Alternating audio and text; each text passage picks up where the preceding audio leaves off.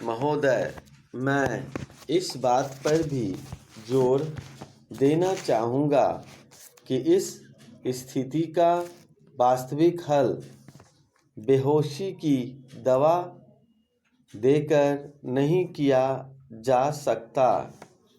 इससे रोग के लक्षणों की उग्रता को तो कुछ समय के लिए भूला जा सकता है, पर अंततः तो रोग बढ़ ही जाता है। सभी जगह राजनीतिज्ञों की इस उलझन को मैं समझता हूँ, जो बड़े उपायों पर सच्ची सहमति न होने के अभाव में तात्कालिक लाभ के उपायों को ही प्राथमिकता देने लगते हैं। इसलिए आज वास्तविक आवश्यकता इस बात की है कि लोगों और परिवारों को जल्दी ही लाभ पहुंचाने के उपायों में और पूरे समाज को लाभ पहुंचाने वाले दीर्घकालीन उपायों के बीच सामंजस्य और तालमेल स्थापित किया जाए, क्योंकि अप्रत्यक्ष ढंग से उनसे भी लोगों और व्यक्तियों को लाभ पहुंचता है।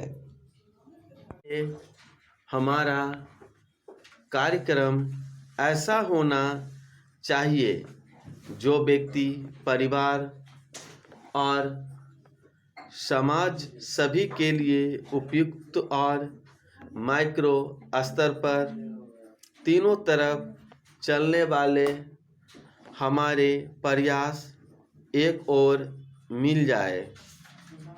हमारी 8वीं योजना में इसी बात पर जोर दिया गया है।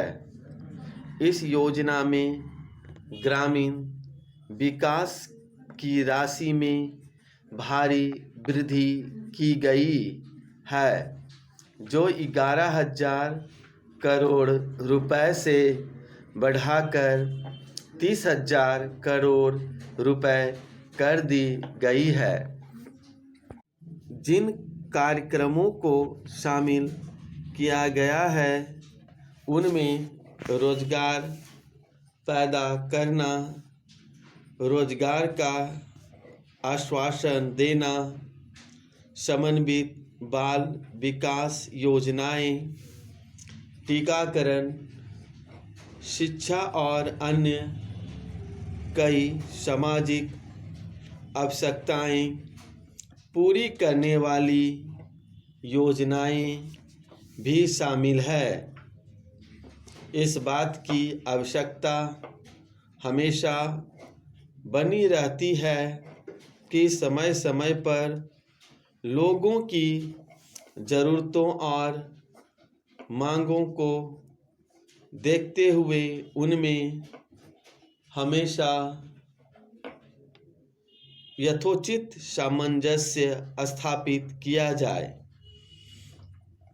तथापि केवल इतना ही पर्याप्त नहीं होता कि योजनाएं शुरू कर दी जाए।